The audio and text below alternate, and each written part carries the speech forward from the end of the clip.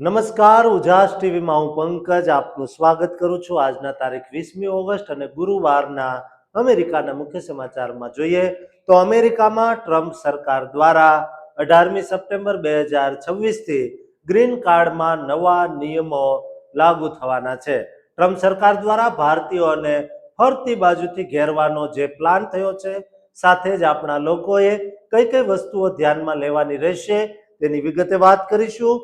ઉપરાંતના સમાચારમાં જોઈએ તો અમેરિકાના એક રાજ્યમાં ભારતીય સંસ્કૃતિ અને ગૌ માતાના મહત્વને ઉજાગર કરતી ગીર ગાયોની ગૌશાળા ખુલ્લી મૂકવામાં આવી છે. ગૌશાળામાં ભારતીય સનાતન સંસ્કૃતિ ઉજાગર થઈ રહી છે. કેવી રીતે લોકો સેવા કરી રહ્યા છે તેની વિગતે વાત કરીશું. ઉપરાંતના સમાચારમાં જોઈએ તો અમેરિકામાં હાલ ગુજરાતના મુખ્યમંત્રી પ્રવાસ કરી રહ્યા છે. મુખ્યમંત્રી ભૂપેન્દ્ર પટેલ દ્વારા વોશિંગ્ટનથી ન્યુયોર્ક સુધી ટ્રેનની મુસાફરી કરવામાં આવી હતી. આ મુસાફરી હાલ કેમ ચર્ચામાં છે, આ સિવાય કઈ ડીલ પર લોકોનું ધ્યાન છે તેની વિગતે વાત કરીશું. તો ચાલો તમામ સમાચાર જોઈએ વિસ્તારથી. અમેરિકાની ધરતી પર પરસેવો પાડીને કાયદેસર ગ્રીન કાર્ડ મેળવવાની આશામાં જીવતા આપણા હજારો ગુજરાતીઓ અને ભારતીયોના સપના પર એવો કાનૂની કોરડો વિંજાય જેમાં માત્ર એક જ તારીખથી તમારો કાયદાકીય ભૂતકાળ સાવ બદલાઈ જાય અને નાનકડી સરકારી સહાય કે ઉંમરના નામે ગ્રીન કાર્ડનો દરવાજો રાતોરાત બંધ થઈ જવાનો ડર વ્યાપી જાય તેવી સ્થિતિ ઊભી થઈ છે. અમેરિકાના ઇમિગ્રેશન સર્વિસીસ એટલે કે યુએસસીઆઈએસ દ્વારા તાજેતરમાં જ 18 ઓગસ્ટના રોજ જાહેર કરાયેલા સત્તાવાર માર્ગદર્શિકા મુજબ ગ્રીન કાર્ડ અરજદારો માટે પબ્લિક ચાર્જ નિયમોમાં બહુ જ મોટો ફેરફાર કરી દેવાયો છે.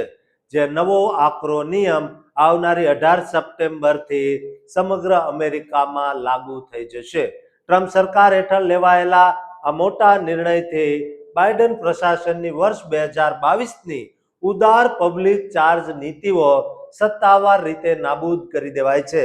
કાયદાકીય ફેરફાર હેઠળ પ્રવાસીઓ પરમેનન્ટ રેસિડેન્ટી માટે ફોર્મ I-485ની કાયદેસર અરજી ભરી રહ્યા છે.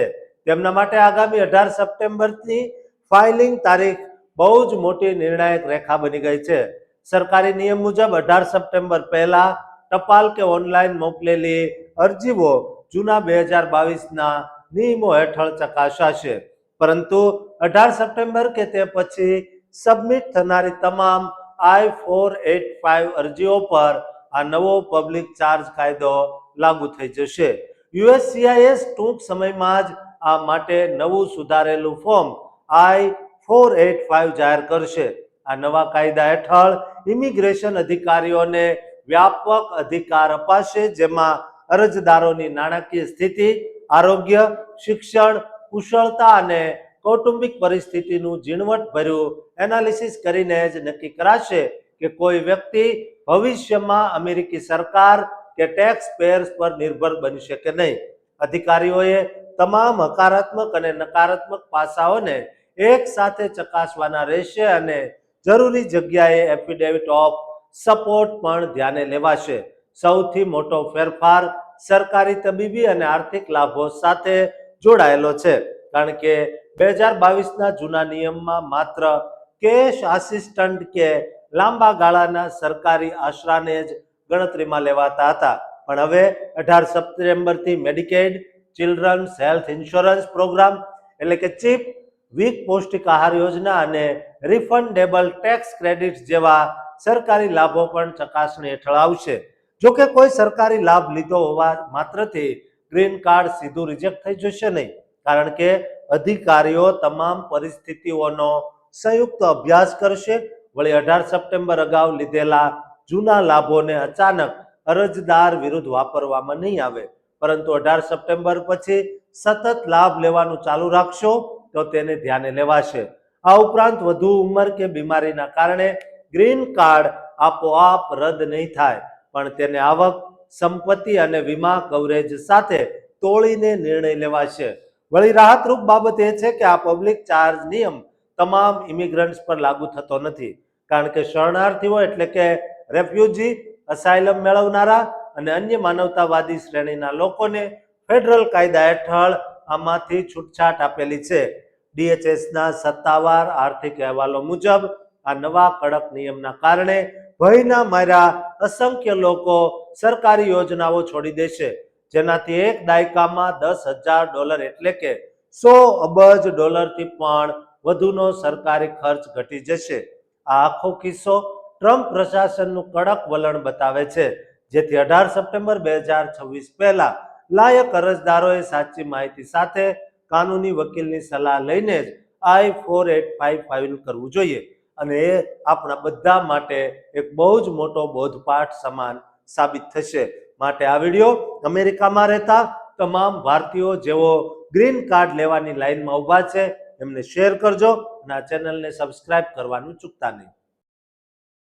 પોતાના વતનની માટી અને સંસ્કારોથી 7 સમંદર પાર અમેરિકાની ધરતી પર વસતા આપણા ભારતીય પરિવારના દિલમાં અચાનક પોતાની પવિત્ર ગૌ માતાની સેવા કરવાનો પ્રચંડ ભાવ જાગી ઉઠે કે જેનાથી એક અદ્ભુત પવિત્ર ગૌશાળા આકાર લઈ લે, ત્યારે વિદેશમાં વસતા આપણા લોકોના દિલમાં કેવો અનોખો હરખ અને આધ્યાત્મિક આનંદ વ્યાપી જતો હશે.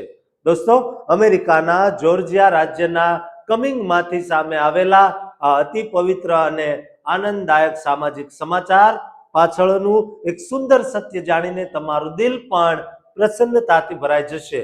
દોસ્તો, આજના આધુનિક યુગમાં અમેરિકામાં વસતા આપણા ભારતીય સમાજના ધાર્મિક મૂલ્યો, સનાતન સંસ્કૃતિ અને ગૌ સેવાના સંકલ્પનું અદ્ભુત ચિત્ર રજૂ થયું છે. અહેવાલો મુજબ અમેરિકાના જોર્જિયા રાજ્યના કમિંગ ખાતે S3 ગૌશાળા એટલાન્ટા ચેપ્ટરનું 19 જુલાઈ 2026ના રોજ ભવ્ય ઉદ્ઘાટન કરવામાં આવ્યું. આ પવિત્ર સ્થળની શરૂઆત સાથે ગૌમાતાની સંભાળ, રક્ષા, સેવાભાવ, સમાજની સક્રિય ભાગીદારી અને પરંપરાગત મૂલ્યો પ્રત્યેનો આદર વધારવાના એક નવા સોનેરી અધ્યાયનો પ્રારંભ થઈ ચૂક્યો છે. ઉદ્ઘાટન સમારોહની શરૂઆત અત્યંત ભક્તિભાવપૂર્વક વિધિવત ગૌ પૂજન સાથે કરવામાં આવી, જેમાં ભારતીય અમેરિકન સમાજના અસંખ્ય નાગરિકો, સમર્થકો, સ્વયંસેવકો અને શુભેચ્છકો એક સાથે ભેગા થયા હતા. હિન્દુ ધર્મમાં ગૌ માતાને અત્યંત શ્રદ્ધાપૂર્વક ગૌ માતા એટલે કે માતા સમાન પૂજનીય દરજ્જો આપવામાં આવ્યો છે, જે પોષણ, સમૃદ્ધિ અને અસીમ કરુણા સાથે નિસ્વાર્થ સમર્પણનું પ્રતીક ગણાય છે. આ ઉદ્ઘાટન સમારોહ દ્વારા સંસ્થાનો મુખ્ય હેતુ એક એવું શાંતિપૂર્ણ પવિત્ર ધામ તૈયાર કરવાનો છે, જે આપણા ભારતીય પરિવારો રૂબરૂ આવીને ગૌ સેવાની પવિત્ર પ્રવૃત્તિઓમાં સક્રિયપણે ભાગ લઈ શકે અને આ ગૌશાળાના ધાર્મિક મૂલ્યો સાથે સીધા જોડાઈ શકે. કમિંગ શહેરમાં સ્થપાયેલું આ એટલાન્ટા ચેપ્ટર એ S3 ગૌશાળા પહેલનો ભાગ છે, જેનું મિશન ગૌ માતાની સુરક્ષા, સેવા, ધર્મ અને સામાજિક કલ્યાણના પાયા પર નિર્ભર છે. આ પવિત્ર ગૌશાળાનું સત્તાવાર શુભારંભ S3 ગૌશાળા એટલાન્ટાના પ્રમુખ રમેશ ગુડે અને વાઇસ પ્રેસિડેન્ટ શ્રીધર વેંકટ તથા તેમની એટલાન્ટા ટીમ દ્વારા કરવામાં આવ્યું, જ્યાં સમાજના લોકોએ મોટી સંખ્યામાં એકત્ર થઈને પ્રાર્થના કરી આ નવી દિવ્ય પહેલને પોતાનો પૂર્ણ સહયોગ આપ્યો. આ સત્તાવાર શુભારંભ સમારોહ પછી એટલાન્ટા સ્થિત ભારતીય કોન્સ્યુલેટ કચેરીના કોન્સ્યુલ જનરલ રમેશ બાબુ લક્ષ્મણન પણ S3 ગૌશાળાની રૂબરૂ મુલાકાતે ખાસ આવી પહોંચ્યા હતા. તેમણે ગૌશાળા પરિસરમાં કિંમતી સમય વિતાવ્યો અને ત્યાં ગૌ સેવાની કામગીરી સાથે જોડાયેલા તમામ અગ્રણીઓ અને સ્વયંસેવકો સાથે મુલાકાત કરીને તેમની પવિત્ર કામગીરીને બિરદાવી હતી. હવે જ્યારે આ ગૌશાળા મુલાકાતીઓ માટે ખુલ્લી મૂકી દેવામાં આવી છે, ત્યારે સંચાલકો દ્વારા દર્શન સાથે સેવા અર્થે આવવા માંગતા તમામ પરિવારોને અગાઉથી એડવાન્સ રજીસ્ટ્રેશન કરાવવાની વિનંતી કરવામાં આવી છે. આ એડવાન્સ રજીસ્ટ્રેશન સિસ્ટમનો મુખ્ય ઉદ્દેશ્ય મુલાકાતીઓની સંખ્યાને સચોટ રીતે નિયંત્રિત કરવાનો છે, ગૌશાળા પરિસરમાં શાંતિ અને પવિત્ર વાતાવરણ જાળવી રાખવાનો તેમજ વાહનોના પાર્કિંગની વ્યવસ્થાઓને સુચારુ બનાવવાનો છે. આ અંગે S3 ગૌશાળાના સ્થાપકોએ નિવેદનમાં જણાવ્યું છે કે જે પણ મુલાકાતીઓ S3 ગૌશાળા ખાતે આવવા માંગતા હોય તેમને ખાસ વિનંતી છે કે તેઓ અગાઉથી જ ઓનલાઈન રજીસ્ટ્રેશન કરાવી લે, જેથી કરીને અમે વધુ સારું આયોજન કરી શકીએ. અમારા સ્વયંસેવકો તમામ લોકોને યોગ્ય રીતે માર્ગદર્શન આપી શકે. નિયમિત ટાઈમ સ્લોટ્સ જાળવવાથી ગૌશાળાની શાંતિ જળવાઈ રહેશે અને ગળદી અટકાવી શકાશે. અમે તમામ પરિવારોનું સ્વાગત કરવા આતુર છીએ અને સમાજના મજબૂત અને સાથ સહકાર બદલ તમામનો આભાર ટ્રસ્ટીઓએ વધુમાં માન્યો હતો. આ પસંદગીની તારીખ, ચોક્કસ ટાઈમ સ્લોટ, આવનારા સભ્યોની સંખ્યા, વાહનોની વિગતો આપીને ફોર્મ પણ ઓનલાઈન ભરી શકાશે. તેના માટે ઈમેલ પર સત્તાવાર કન્ફર્મેશન પણ આપવામાં આવશે. આ કન્ફર્મેશન લિંક દ્વારા પોતાના પ્લાનમાં સુધારો કે રદ્દીકરણ પણ કરી શકાય છે. આ નવો અધ્યાય શરૂ થતા સંચાલકોને આશા છે કે આ ગૌશાળા સેવા, કરુણા અને સમાજના સહયોગથી ચાલતું એક દિવ્ય કેન્દ્ર બનશે. દોસ્તો, સનાતન સંસ્કૃતિના પાયા સમાન ગૌ સેવા, ગૌધામનો આ વિડીયો તમામ ગુજરાતીઓ જે અમેરિકામાં વસે છે, જે ભારતીયો છે, તેમને શેર કરજો અને આ ચેનલને સબસ્ક્રાઇબ કરવાનું ચૂકતા નહીં. ગુજરાતના મુખ્યમંત્રીએ અમેરિકાની ધરતી પર પગ મૂકે અને સિલિકોન વેલીની વિશ્વ પ્રસિદ્ધ ગૂગલ, માઇક્રોન તથા વર્લ્ડ બેંક જેવી દિગ્ગજ હાઈટેક સંસ્થાઓ સાથે હાથ મિલાવીને ગુજરાતના ખૂણે ખૂણે આર્ટિફિશિયલ ઇન્ટેલિજન્સ અને સેમિકન્ડક્ટરની ક્રાંતિ સર્જવાની ઐતિહાસિક તૈયારી કરી રહ્યા છે. અમેરિકા અને કેનેડાના સત્તાવાર પ્રવાસે નીકળેલા ગુજરાતના મુખ્યમંત્રી ભૂપેન્દ્ર પટેલની આ હાઈ પ્રોફાઇલ યાત્રાનો અસલી હેતુ આવનારી જાન્યુઆરી 2027માં યોજાનારી ભવ્ય વાઇબ્રન્ટ ગુજરાત ગ્લોબલ સમિટ 2027 માટે વૈશ્વિક રોકાણકારો, આંતરરાષ્ટ્રીય ઉદ્યોગપતિઓ અને ટેકનોલોજી ક્ષેત્રના દિગ્ગજ નેતાઓને રૂબરૂ મળીને ભારત તથા ગુજરાતમાં રોકાણ કરવા માટે સત્તાવાર નોતરા પાઠવવાનો છે.